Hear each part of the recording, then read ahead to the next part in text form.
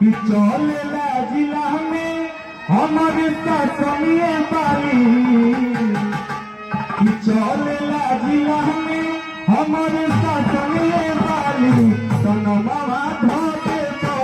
छोड़ और शासन जाई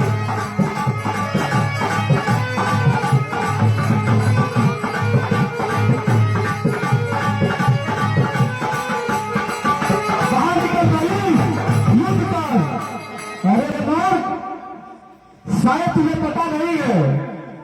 अरे की बातें बातें तो मर्डर हो जाला जानत न करिया है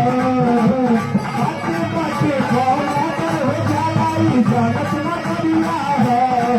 अपना घर में ना खाए सुबह निकाली के लिया है